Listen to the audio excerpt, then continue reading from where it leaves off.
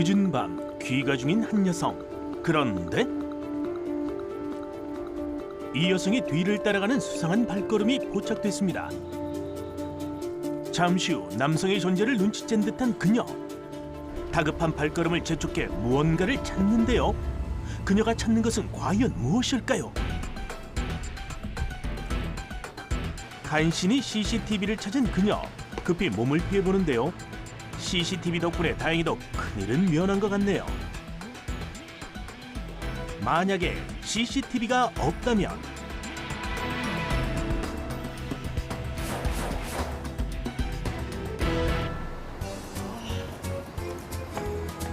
오늘도 열심히 일하는 두 사람. 과연 뭘 하고 있던 걸까요? 이번에도 허탕인데요, 허탕. 아니, 김영사님, 왜 그 남자를 봤다는 사람이 없을까요? 아, 참 진짜 밤이 늦어서 그런가? 아, 맞다. 신고한 여성분이 지나갔던 길이 이 길이라 그랬지? 네. 어떤 남자가 막 쫓아와서 무섭다고 경찰서 와서 울고 불고 하는 통에 부모님이 와서 데려가셨대요. 아이고야, 많이 놀랬겠네. 힘들겠지만 한 군데만 더 둘러보자고. 네. 다시 수사에 나서는 두 형사. 아하, 중요한 목격자를 찾고 있었군요. 과연 다음 가게에선 목격자를 만날 수 있을까요? 네, 안녕하세요. 네, 경찰서에서 나왔습니다. 박진주 형사입니다. 박 형사님, 지금 어떤 사람 찾나요? 혹시 어젯밤에 검은 모자에 검은 옷 입은 남성분 못 보셨나요? 글쎄요, 못 봤는데요. 저기 죄송한데 잘 좀 생각해 주시면 안 되겠습니까? 아니요, 정말 못 봤어요. 네. 그래도 수사에 협조해 주셔서 감사합니다. 감사합니다. 하지만 이번에도 허탕인 모양이네요. 유독 지쳐 보이는 두 사람. 아유, 형사님들 힘 좀 내세요. 김 형사님, 이번 사건도 힘들겠죠? 그러게. 증거도 목격자도 없이 찾으려고 하니까 참 힘드네. 아니, 이런 상황이 영상으로 딱 기록돼 있으면 얼마나 좋아요. 내 말이 참 진짜 안 그래도 미제 사건 많아가지고 힘들어 죽겠구만. CCTV가 없으니 수사를 하기도 범인을 찾기도 쉽지가 않네요. 피해자가 마지막으로 들른 곳이 카페랬지. 네. 한 번 더 가볼까요? 아, 그래 한번 가보자. 저쪽이요. 마지막 희망을 품고 다시 수사에 나서는 두 형사. 제발 그 카페에서 수사에 진전이 있어야 할 텐데. 어서 오세요. 안녕하세요. 예, 네, 형사입니다. 네. 되게 죄송한데 혹시 이런 여성분 본 적 있나요? 오라, 어젯밤 쫓기던 여성의 사진인 모양인데요. 과연 그녀를 알고 있을까요? 낯이 있긴 한데. 아, 저희 카페 손님이세요. 에? 아, 기억하세요? 그럼요. 그 저번에 그 지갑을 놓고 가가지고 제가 쫓아간 적이 있거든요. 근데 걸음이 어찌나 빠르던지 금방 사라지던데요. 네?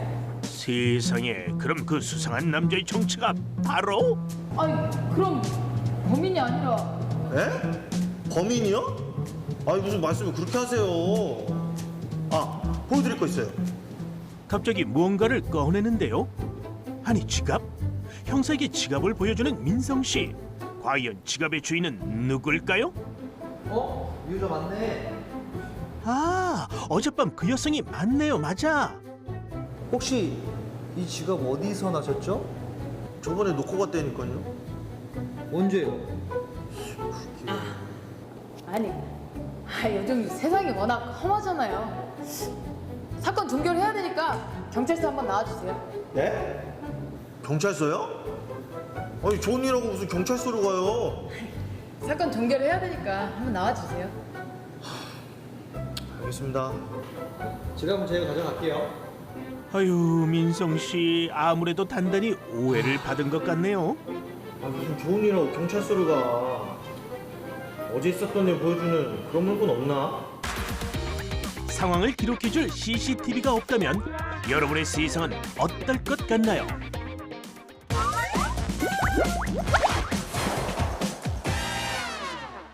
안녕하세요. 띵뷰의 조은영입니다. 이번 아이템은 특정 목적을 위해 특정인에게만 보여지는 TV, 바로 CCTV에 대해서 살펴볼게요. 우리가 CCTV 하면 도로의 교통 상황을 살펴보고 또 방법용으로 많이 쓰이잖아요.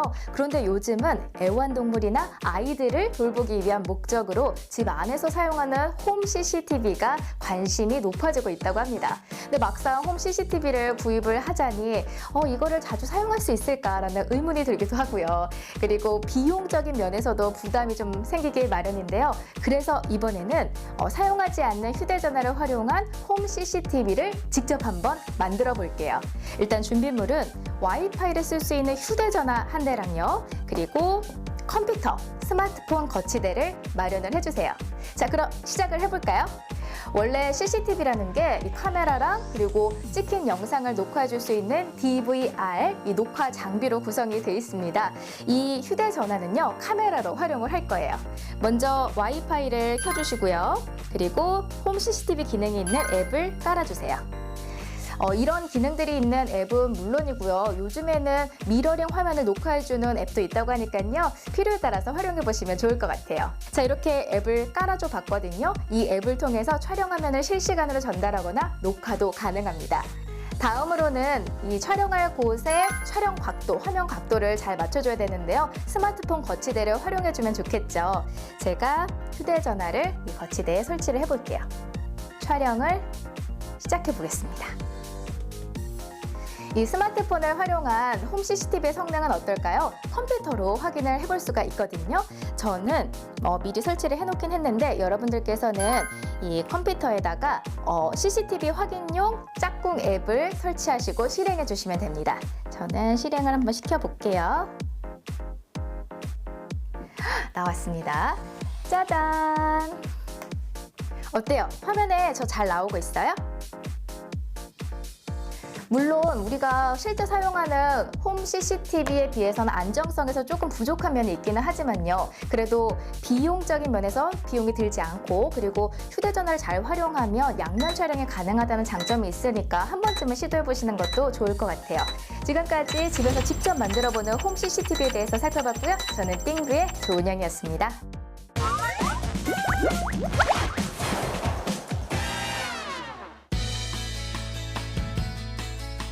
하루 24시간, 1년 365일. 나는 언제나 그 자리에서 사람들의 세상을 지켜봅니다. 복잡한 도심의 도로와 주택가의 후미진 골목길. 들고 나는 사람이 많은 건물 안팎까지. 나는 세상 곳곳을 지켜보며 사람들의 안전을 위해 일하죠. 이런 내가 누구냐고요? 나는 폐쇄회로 텔레비전 CCTV입니다.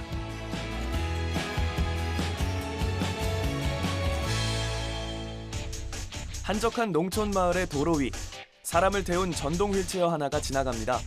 그리고 잠시 뒤, 작은 사고가 난 모양인데요. 지나는 차도 사람도 없는 상황. 바로 그때 이 상황을 알고 경찰이 출동했습니다. 다행히 사람도 휠체어도 별탈 없이 사고 상황은 정리됐죠. 이 영상은 나의 눈이라 할 수 있는 CCTV 카메라에 담긴 어느 날의 기록입니다. 나는 사람들의 일상 곳곳에 존재합니다. 그 때문에 사생활 침해라는 문제가 제기되기도 하지만 내가 존재하는 이유는 그 무엇보다 사람들의 안전을 위해서죠. 사람들이 나를 부르는 이름 CCTV는 클로즈드 서킷 텔레비전의 줄임말로 폐쇄회로 텔레비전을 뜻하는데요. 화상 정보를 불특정 다수에게 전달하는 개방회로 텔레비전. 즉, 일반적인 방송 시청용 텔레비전과 반대되는 개념이죠. 교통관리를 목적으로 설치된 교통관제센터의 CCTV가 대표적인데요. 한국에선 1971년 서울의 주요 교차로에 CCTV를 설치해 교통관제센터를 운영하면서 본격적인 CCTV 시대가 열렸습니다. 현재는 690개의 눈이 서울 도심 곳곳에서 교통 상황을 지켜보고 그 영상 정보를 실시간으로 전달하고 있죠. 바로 이곳 종합교통정보센터에서 말입니다. 수많은 CCTV 카메라가 찍은 영상은 이곳의 모니터를 통해 한눈에 볼 수 있는데요. 이를 매 눈으로 지켜보며 분석해서 시시각각 변하는 교통 상황을 사람들에게 발빠르게 전달하는 것이죠. 옛날에는 CCTV 설치 목적 자체가 이제 교통 관리 위주였고요. 카메라 수량도 대수도 늘어나고 화질도 좋아지고 또 목적 범위가 늘어나서 이제 교통 관리 목적에서 교통 정보 제공까지 범위가 확대된 거죠. 사람들의 기술이 진화하면서 내가 쓰이는 것 또한 다양해졌습니다. 교통 관리뿐만 아니라 범죄 예방에도 큰 역할을 하고 있죠. 도와주세요! 도와주세요! 무슨 일이세요? 바로 경찰 출동해드리겠습니다. 바로 경찰 출동하겠습니다. 경찰 출동 신호를 전달한 곳은 바로 이곳. 무슨 일이세요? 바로 경찰 출동시키겠습니다. 잠시만 기다려주세요. 위기 상황에 빠르게 대처할 수 있었던 것은 바로 인공지능 CCTV 덕분이었습니다. 이 CCTV는 이상 음원을 감지하고 사람처럼 대화도 가능한 인공지능 CCTV입니다. 우리의 활약은 여기서 멈추지 않습니다. 경찰의 시선이 잘 닿지 않는 곳, 순찰 사각지대에서 일어나는 학원 폭력의 위기 상황도 이렇게 막아냅니다.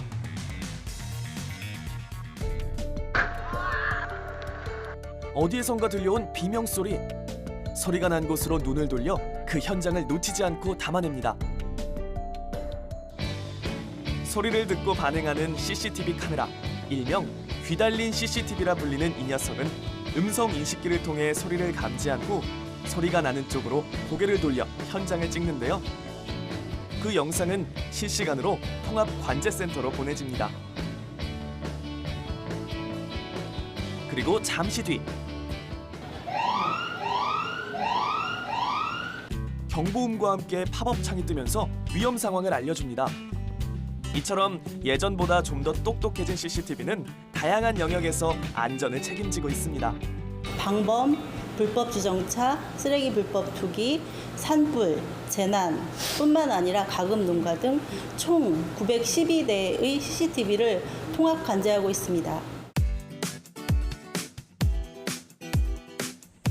여기는 마을의 한 가금 농가. 이곳에 설치된 CCTV 카메라 역시 중요한 역할을 하고 있는데요.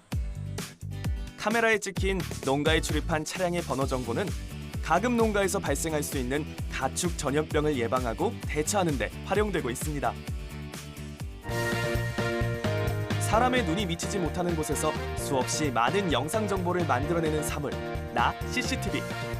사생활 침해라는 문제와 충돌하지 않고 올바르고 지혜롭게 사용되기를 바랍니다.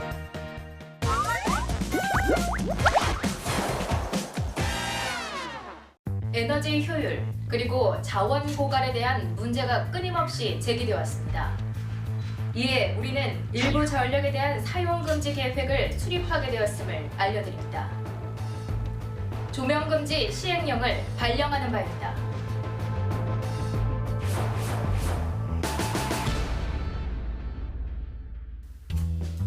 조명 사용 금지 시행령이 내려진 다음 날, 프로젝트 준비로 야근을 하게 된 두 사람. 아니, 조명 금지인데 무슨 야근이야. 근데 설마 했는데 진짜 불이 안 들어오네요. 우와. 프로젝트 준비할 것도 많은데 큰일이네. 과연 제대로 일을 할 수 있을까요? 박 대리, 네? 우리 4분기 실적 자료 어딨지? 그거 좀 찾아줘봐. 네. 아, 여기 어디 있었는데? 아이고 깜깜해. 뭐가 보여야 말이죠. 자료 찾는 것부터 애를 먹는 진주 씨. 아, 팀장님, 이거 아니에요? 아이, 이건 3분기 자료잖아. 잘 좀 찾아봐. 아유, 어두워서 찾아도 보이질 않네요. 이 프로젝트 왠지 불안합니다. 팀장님, 이러다가 날 새겠어요. 이거 아침까지 마무리해야 되는데. 박 팀장, 이번 프로젝트가 얼마나 중요한지 다 알지? 잘하자. 아, 보여야 일을 하지. 아, 조명 좀 켜주세요, 좀. 또다시 야근을 하게 된 두 사람. 박 대리, 네? 저번에 우리 프로젝트 망해서 완전 찍힌 거 알지? 그래서 제가 필요한 자료 따로 파일에 보관해 뒀습니다. 오, 준비성이 점점 철저해지는 진주 씨. 야, 드디어 끝났는데? 이번에 우리 느낌 좋은데? 그래, 이거 내일 아침에 기획실에 전달하고 우리 퇴근하자고. 아, 오늘은 무사히 하루를 마무리하는 걸까요? 퇴근을 위해 어둠 속을 헤치며 계단을 내려가는 두 사람. 아이고 아이고, 보기만 해도 위태로워 보이는데요. 이때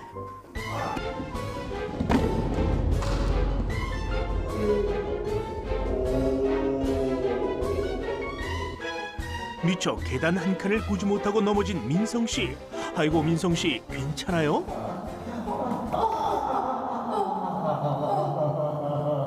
팀장님 괜찮으세요? 어디요?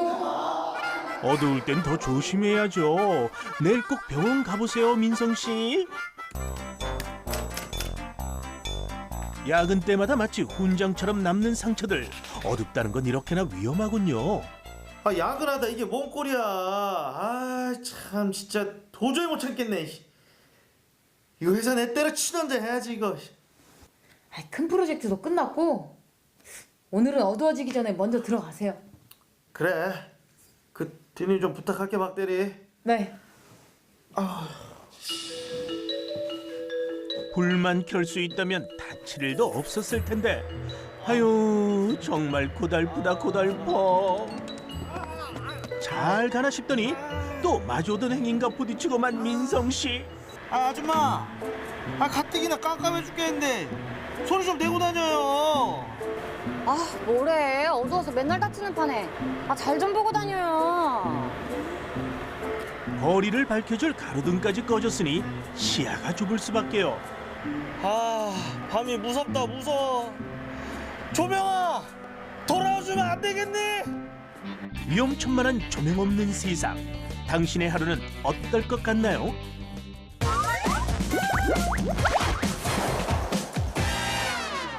안녕하세요. 띵뷰 조은영입니다. 소비 전력부터 효율까지 전구에 대해서 이번 시간에는 살펴보도록 할게요.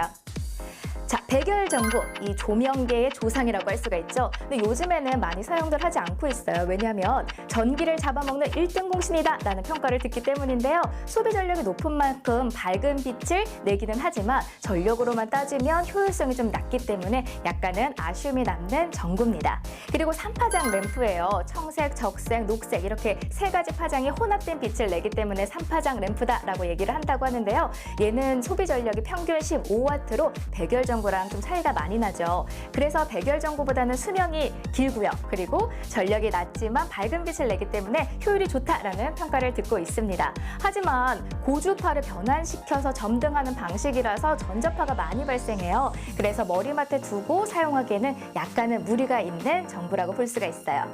마지막으로 신광원으로 이게 가장 인기가 있는 LED 램프예요. 이 LED 램프는 앞에서 보신 것들과는 좀 다르게 소비 전력이 현격하게 낮거든요. 이게 지금 3W짜리인데 60W 백열전구랑 거의 맞먹는 빛을 낸다고 합니다. 자, 이렇게 조명들이 많은데요. 이 조명이 인테리어 효과가 만점이어서 요즘에 좀 다양하게 선택하고 연출을 하는 경우가 많더라고요. 팁을 잠깐 드리자면 전구를 바꿔주실 때는 같은 밝기의 전구로 바꿔주시는 게 좋다고 하더라고요. 6W짜리 LED 램프는 15W 3파장 램프, 그리고 75W 백열전구랑 같은 밝기고요. 또 8W짜리 LED 램프는 20W 3파장 램프, 그리고 100W 백열전구랑 같은 밝기라고 하니까 참고해 보셨으면 좋겠습니다. 자, 와트.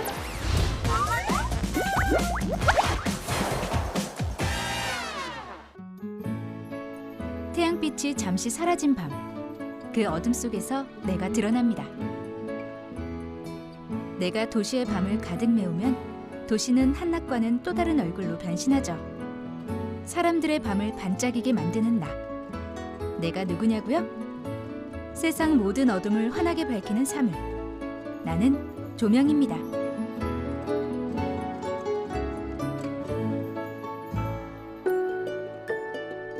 햇빛이 아닌 인공적인 빛을 만들어 주위를 밝게 비추는 사물. 내 이름 조명에 담긴 뜻입니다. 그런 점에서 보면 불은 가장 오래된 조명이죠. 이후 갈대와 납, 벌집 등으로 만든 밀랍초와 기름을 채워 불을 밝힌 호롱불, 석유를 사용한 난포 등과 18세기 말 산업혁명 때부터 쓰였던 가스 등을 거쳐 에디슨의 백열등, 지금도 흔하게 쓰이고 있는 형광등까지. 인류의 문명사와 함께 나도 발전해왔습니다. 현재는 반도체 기술의 발전과 함께 등장한 LED로 빠르게 바뀌고 있는데요. 흔히 빛을 내는 반도체라고 말하는 LED. 어떤 원리로 빛이 나는 걸까요? 반도체는 전자를 주는 N형 반도체와 전자를 받는 P형 반도체 두 개가 겹쳐 있습니다.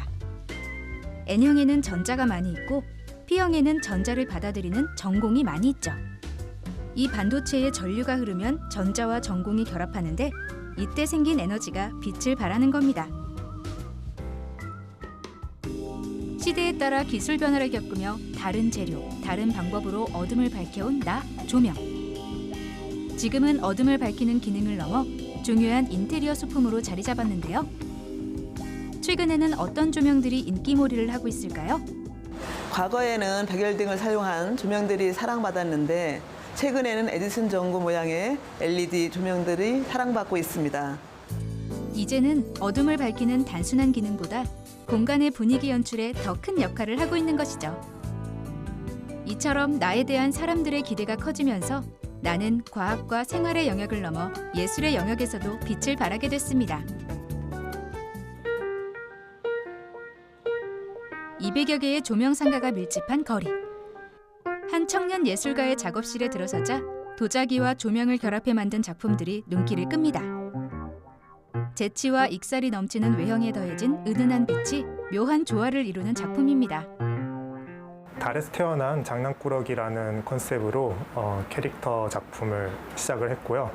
달에서 태어났기 때문에 이 작품에 은은한 달빛 같은 빛이 필요했고 그렇기 때문에 캐릭터와 조명의 결합을 목표로 했습니다. 청년 예술가의 아이디어는 우리 조명을 사고 파는 공간인 이곳 조명거리에서도 빛나고 있는데요. 조명상가 활성화를 위한 프로젝트에 참가해 만든 작품입니다.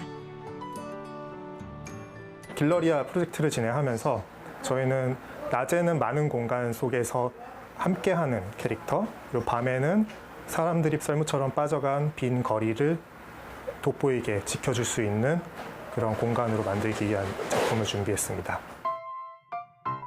간판 위에 나란히 앉아 빛나는 고양이들. 휘영청 떠오른 보름달도 모두 조명거리를 밝히고 있는 예술작품들이죠. 이곳은 내가 활약하는 또 다른 무대. 어마어마해 보이는 장치들이 제 위치로 보내지기 위해 대기 중인데요. 이 모든 장비와 설치 인력을 총지휘하는 사람이 있습니다.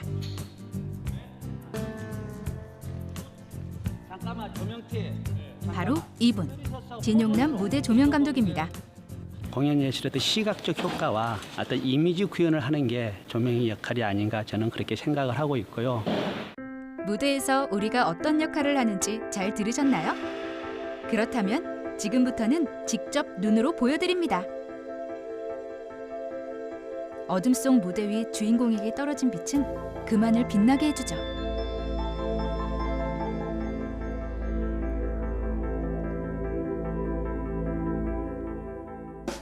좋은 무대를 선보이기 위해 공연 전 조명 리허설은 필수. 무용수와의 소통도 중요합니다. 그럼 이 푸트에서 이렇게 갈 수는 없잖아. 아니요. 그러니까 여기가 지금 1분 36초부터 3분 2초잖아요. 네네. 그런 거 같은 거 이제 감독님이랑 저랑 조율을 그러니까. 하면 돼요. 춤하고 뭐 의상하고 모든 게 다 준비가 됐다고 하더라도 조명이 딱 확실하게 딱 점을 찍어주지 않으면 작품이 완성이 되지 않아요. 그래서 저는 조명도 굉장히 중요한 조건 중에 하나로 생각합니다. 나, 조명이 바로 무대 예술의 활용점정이란 말씀. 드디어 모든 준비가 끝나고 내가 무대 위 주인공들을 밝혀줄 차례. 진용남 무대 조명 감독은 우리의 세세한 부분까지 놓치지 않습니다. 그야말로 무대 위 빛의 마술사라 할 수 있는 무대 조명 감독의 지휘 아래 나는 빛나고 무대는 한결 풍성해집니다. 이것이 바로 나 조명의 힘이겠죠?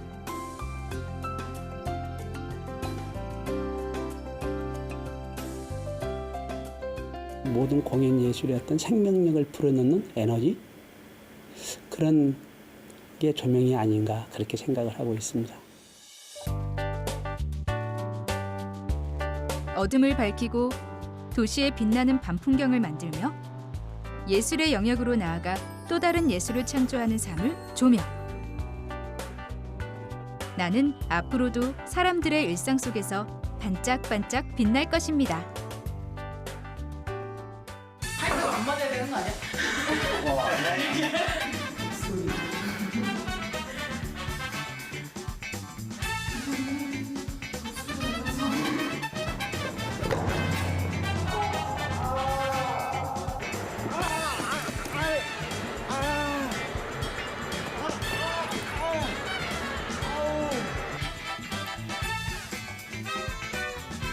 동작이 고갈되고 있어.